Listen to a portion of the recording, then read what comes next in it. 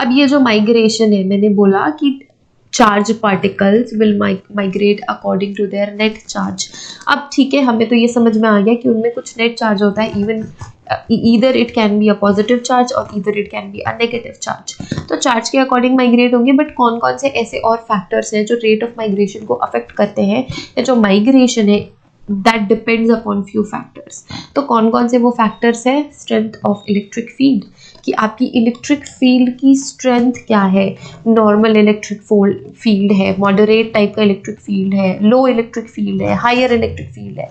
तो जैसे ही आप इलेक्ट्रिकल फील्ड की इंटेंसिटी इंक्रीज करेंगे, माइग्रेशन बढ़ जाएगा। ठीक है, जैसे कि आप प्रेशर क्रिएट करते हैं, अगर मैं किसी पे प्रेशर क्रिएट करूं कि मुझे काम इवनिंग तक होके चाहिए, अदरवाइज मैं आपको जॉब से निकाल दूंगी, तो ये जब प्रेशर का क्रिएशन हुआ सामने वाले पर्सन पे, या जो मेरा कोई एम्प्लॉय है उस पर ये प्रेशर का क्रिएशन हुआ कि अगर शाम तक मैंने काम करके नहीं दिया तो मेरी जॉब चली जाएगी, तो वो जल्दी जल्दी काम करेगा, राइट। जैसे प्रेशर का क्रिएशन होता है तो काम जल्दी होता है। तो वैसे ही जैसे ही आप इलेक्ट्रिकल फील्ड इंक्रीज करेंगे तो जो आपका माइग्रेशन है वो जल्दी होगा, rather than low electric field में धीरे धीरे धीरे धीरे काम चलेगा, मॉडरेट इलेक्ट्रिक फील्ड में मॉडरेट काम चलेगा। तो it depends upon the strength of electric field. फिर आता है साइज एंड शेप। तो अगर कोई स्मॉल पार्टिकल्स है तो दे विल मूव फास्टर। अगर कोई बिग मॉलिक्यूल्स है तो they'll move स्लो। जैसे कि अगर कोई समवन इज फैट, ठीक है, तो उसे हम बोलेंगे कि आपको इतना डिस्टेंस वॉक करना है। तो जो थोड़ा फैट बच्चा है या जो थोड़ा fat people will move slowly, धीरे धीरे मूव करते हैं, या वो ज़्यादा जोर से दौड़ नहीं सकते या कुछ ऐसा। तो ऐसे ही मॉलिक्यूल्स के साइज में भी होता है। जो स्मॉल पार्टिकल साइज होते हैं वो फटाफट भाग के मूव जल्दी कर लेते हैं। जो बड़े पार्टिकल्स होते हैं, जो फैट पार्टिकल्स होते हैं, दे विल मूव स्लो। और इनके शेप पे भी डिपेंड करता है। साइज एंड शेप दोनों एक ही बात है कि साइज कैसी है, शेप कैसी है उस पर्टिकुलर मॉलिक्यूल की। तो depending upon their size and shape migration होती है। Relative hydrophobicity. तो रिलेटिव हाइड्रोफोबिसिटी क्या होती है? हाइड्रोफिलिक नेचर होता है मॉलिक्यूल्स का, हाइड्रोफोबिक नेचर होता है मॉलिक्यूल का। तो अगर कोई मॉलिक्यूल हाइड्रोफोबिक है नेचर में, मीन्स उसे पानी से अगर डर लगता है तो वो धीरे धीरे मूव करेगा। अगर उसे पानी से डर नहीं लगता तो हमारा जो बफर सिस्टम है वो थोड़ा हाइड्रोफिलिक नेचर का एनवायरनमेंट है। तो कोई हाइड्रोफिलिक है, उसे पानी से दोस्ती आ रही है, तो वो जल्दी मूव करेगा। आयनिक स्ट्रेंथ, अगर स्ट्रॉन्ग पॉजिटिव आयन है तो मूव जल्दी करेंगे। अगर मॉडरेट पॉजिटिव आयन है तो इट विल मूव मॉडरेटली। और जो आयनिक स्ट्रेंथ है वो बहुत कम है तो वो बहुत एकदम मरियल हालत में मूव करते हैं। Same with the temperature, buffer का टेम्परेचर पे भी डिपेंड करता है कि मूवमेंट कैसी होनी है आपके मॉलिक्यूल्स की।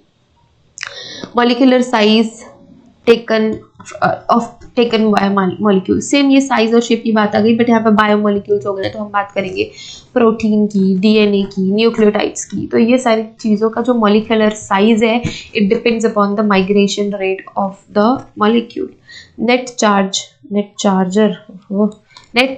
डू इट, मतलब करेक्ट मैं इसे कर दूंगी आपके रिटन जो पीडीएफ है उसमें।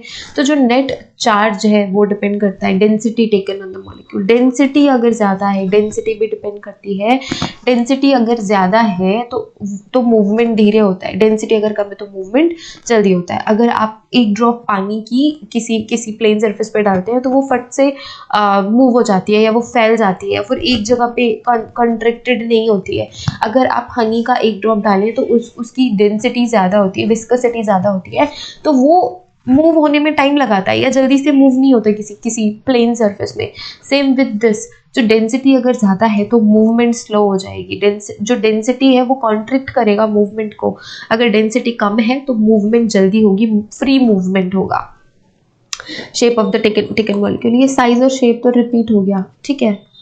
इट्स ओके तो साइज और शेप रिपीट हो गया but it's okay, but size and shape plays very important role in migration.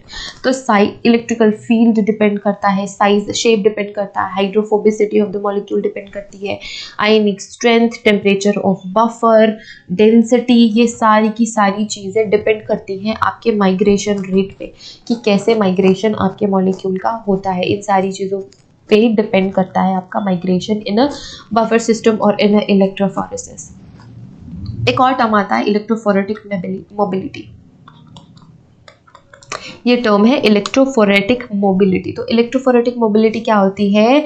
Rate of migration per unit field strength, कि कितना माइग्रेशन हुआ, कितने सेंटीमीटर पर सेकेंड में माइग्रेशन हुआ पर यूनिट फील्ड स्ट्रेंथ।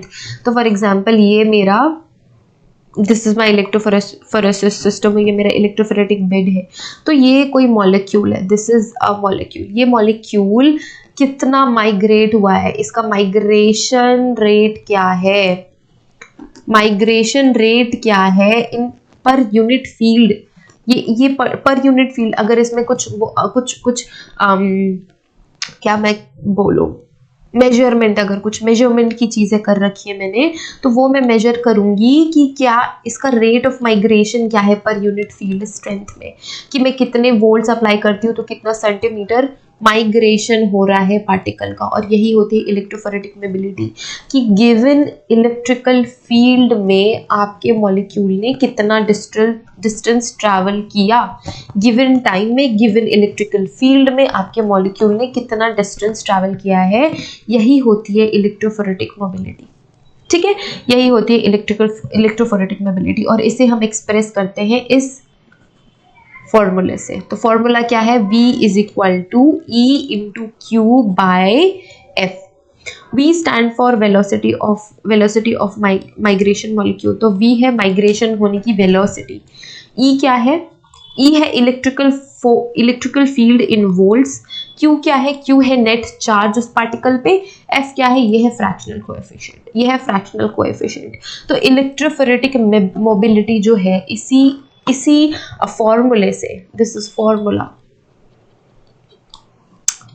ठीक है, इलेक्ट्रोफोरेटिक मोबिलिटी इस फॉर्मूले से आप पता करते हैं। फॉर्मूला क्या है?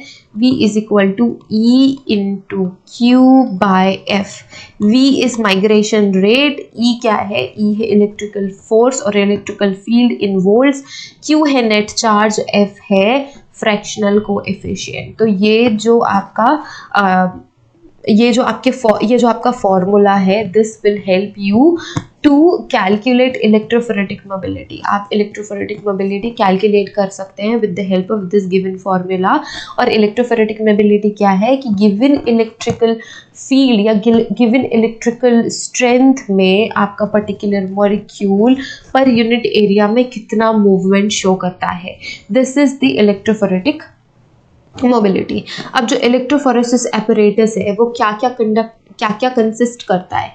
इलेक्ट्रोफोरेटिक जो एपरेटस है मोर और लेस सिमिलर होते हैं। Different electrophoretic system might contain the different apparatus but somehow similar ही होता है। बेसिक ये 5 चीज़ें ही होती है। बफर टैंक होता है जिसमें आप बफर रखते हैं इन्वायरमेंट क्रिएट करने के लिए। जो बफर है वो TEA बफर हो सकता है EDTA के साथ, या TBE बफर हो सकता है EDTA के साथ, जिसे कहते हैं ट्रिस एसीटेट EDTA और tris bromate EDTA।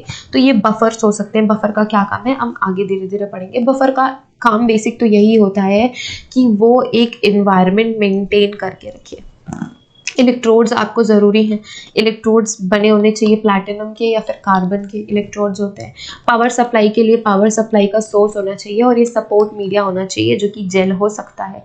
Support media jail हो सकता है, पेपर हो सकता है, according to their type of electrophoresis. तो जेल इलेक्ट्रोफोरेसिस में आप सपोर्ट मीडिया रखेंगे जेल, पेपर इलेक्ट्रोफोरेसिस में आप सपोर्ट मीडिया रखेंगे पेपर। तो this is your stationary phase. Support media को सोचो स्टेशनरी फेज है, ये जो बफर है ये है मोबाइल फेज। इलेक्ट्रिकल इन्फ्लुएंस में मूवमेंट होता है और सेपरेशन होता है। तो पेपर अगर आप यूज करते हैं तो वॉटमिन पेपर नंबर 1 और वॉटमिन पेपर नंबर 3 यूज करते हैं। इनमें पोर साइज का का कंट्रोल होता है। तो वॉटपिन पेपर नंबर 1 और पेपर नंबर 3 यूजुअली आप यूज़ करते हैं in paper electrophoresis. Cellulose acetate use कर सकते हैं जेल इलेक्ट्रोफोरेसिस का जेल बेड क्रिएट करने के लिए। तो coating 2,3 acetyl group to give in sharp bands, low solvent capacity enhancing the solution. तो इनमें ये शार्प बैंड्स देते हैं, लो सॉल्वेंट कैपेसिटी होती है जो कि रेजोल्यूशन को एनहांस करते हैं। तो सेल्यूलोज एसीटेट अच्छा काम करते हैं। जेल में क्या 3D सेमी सॉलिड कॉलाइडल्स आप यूज कर सकते हैं। It gives good result, power enhance हो जाती है सीव इफेक्ट की वजह से, क्योंकि कॉलाइडल सिस्टम में आप 3D जेल बेड क्रिएट कर रहे हैं। प्रिपेयर किससे कर सकते हैं आप? स्टार्च से प्रिपेयर कर सकते हैं, अगरोज से प्रिपेयर कर सकते हैं और पॉलीएक्रिलामाइड से प्रिपेयर कर सकते हैं। तो जो पेज होता है ना, जो पेज हम पढ़ते हैं PAGE, पॉलीएक्रिलामाइड जेल इलेक्ट्रोफोरेसिस, तो जो जेल बेड है वो हम करते हैं पॉलीएक्रिलामाइड से क्रिएट। तो आगे हम पेज भी पढ़ेंगे, अगरोज जेल इलेक्ट्रोफोरेसिस भी पढ़ेंगे। तो ये बेसिक एपरेटस होता है कि आपको बफर टैंक यूज करना है जिसमें आपको बफर यूज करना है, आपके पास इलेक्ट्रोड्स होने चाहिए जो कि प्लैटिनम या कार्बन के बने होने चाहिए, पावर सप्लाई होनी चाहिए और सपोर्ट मीडिया में जेल होना चाहिए या पेपर होना चाहिए या कुछ भी जेल मीडिया आप जो सपोर्टिंग मीडिया यूज कर रहे हैं, सपोर्टिंग मीडिया पे ही सेपरेशन की प्रोसेस होती है। तो बेसिकली अगर हम सपोर्टिंग मीडिया इलेक्ट्रोफोरेसिस से कैटेगराइज करें तो दो तरीके की इलेक्ट्रोफोरेसिस में कैटेगराइजेशन कर सकते हैं, फ्री इलेक्ट्रोफोरेसिस और जोन इलेक्ट्रोफोरेसिस। तो फ्री इलेक्ट्रोफोरेसिस में इलेक्ट्रोफोरेसिस थोड़ा फ्रीली होता है, जोन में जोन का कन्वर्जन या जोन क्रिएट हो जाते हैं, जोन क्रिएट हो जाते हैं, इसीलिए हम उन्हें जोन इलेक्ट्रोफोरेसिस कहते हैं। तो फ्री इलेक्ट्रोफोरेसिस में आप माइक्रो इलेक्ट्रोफोरेसिस पढ़ेंगे, मूविंग बाउंड्री इलेक्ट्रोफोरेसिस पढ़ेंगे। जोन इलेक्ट्रोफोरेसिस में paper electrophoresis, cellulose acetate electrophoresis and gel electrophoresis.